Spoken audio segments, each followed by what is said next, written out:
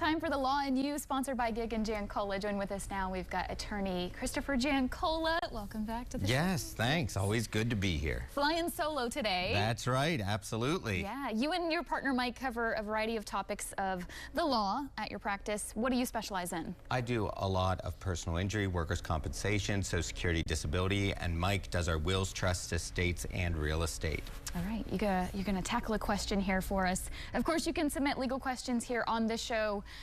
They answer them twice a week. We've got this one coming your way. It says, I got hurt at work and my employer keeps telling me to give it a few days to see if I get better before they report it to the insurance company. Well, what do I do if I continue to be hurt and they still won't report it? Yes, I've been running into this question a lot more lately. I don't know what it is with the insurance companies nowadays and with the employers, but it seems like they want to almost do the, hey, walk it off, like you do in sports type of deal.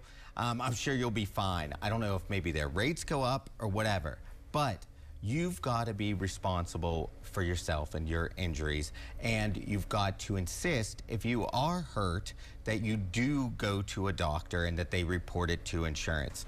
I've even had some situations where they have you go to a doctor and the employer pays for your medical bills for the first couple of appointments.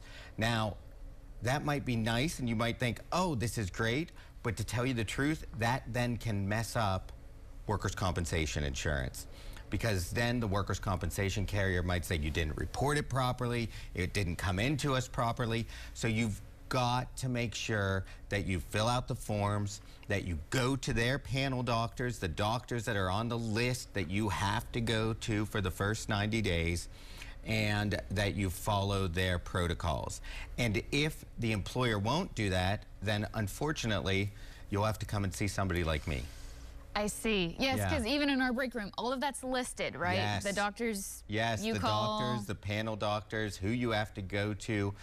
Usually you have to go to MedExpress unless it's an actual emergency type of deal, then you do go to the hospital, but every employer is different. And you've got to follow those protocols, and you have to advocate for yourself. And sometimes if you can't advocate for yourself, that's when you got to get an attorney involved. And people have come to me months later, and it's actually better in these cases if they come sooner rather than later to me, because it's that initial reporting and initial information, because then I have to fight it and say, no, it was work-related by going backwards in time. Well, and I know you've experienced this. I think we've talked about this before. Sometimes, too, you have to get in there with the nitty-gritty details if an employer says, okay, you're done. Yes, yeah. That happens. Absolutely, yes. Sometimes that happens as well, that they try to push you out or quit, or, oh, you can't do your job anymore. And, you know, for lack of a better term, they might try to bully you around type of deal. And you need somebody like me to kind of watch your back. Yeah, make sure you're getting treated fairly. And people can reach out to your office and, you know, you guys are the ones they're talking to, which we love. What's the best way to get a hold of you? Please give us a call at 814-946-1606 or go to gig-law.com.